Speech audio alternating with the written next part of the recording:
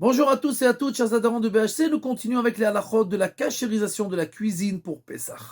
Alors, tous les ustensiles qui sont faits en porcelaine ou en céramique, alors pour nous, c'est comme des ustensiles qui sont faits en argile. L'argile, il absorbe, il ne ressort plus après ce qu'il a absorbé, donc c'est incachérisable.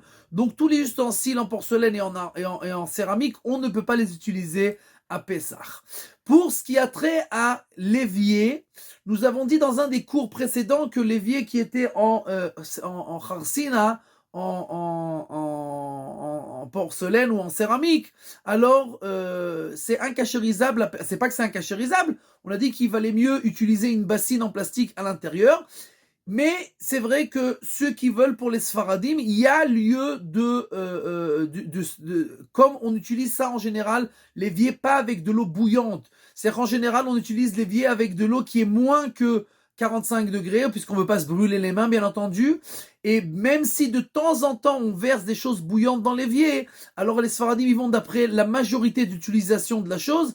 Or, la majorité d'utilisation de la chose, il n'est pas avec de l'eau bouillante. Donc, on considère ça comme quelque chose qui n'absorbe pas à l'eau bouillante. Et donc, on peut se contenter de verser 3 fois de l'eau bouillante dessus.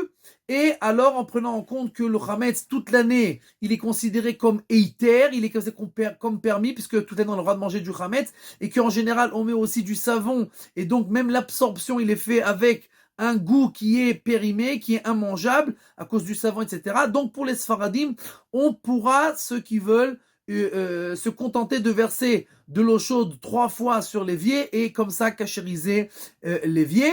Pour les Ashkenazim, c'est plus compliqué puisque comme on l'a dit, si même de temps en temps on verse des choses bouillantes, alors ça a absorbé et c'est impossible de cachériser. Donc il faudra utiliser cette bassine en plastique.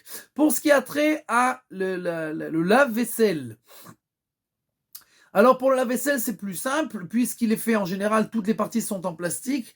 Alors, on attendra 24 heures, on nettoiera de fond en comble tout ce qui y a, tous les endroits où les saletés peuvent se mettre, c'est-à-dire la messanénette, l'endroit en bas où ça tourne, etc., qui nettoie. Alors, comment on dit messanénette, c'est et voilà, la messanénette, le, le rond avec les trous à l'intérieur dans lesquels les saletés s'absorbent. Donc on nettoiera ça à fond et après on mettra en route le lave-vaisselle à la température la plus haute avec des matériaux détergents à l'intérieur pour abîmer le goût et comme ça cachérise le lave-vaisselle et on pourra l'utiliser pour Pessah.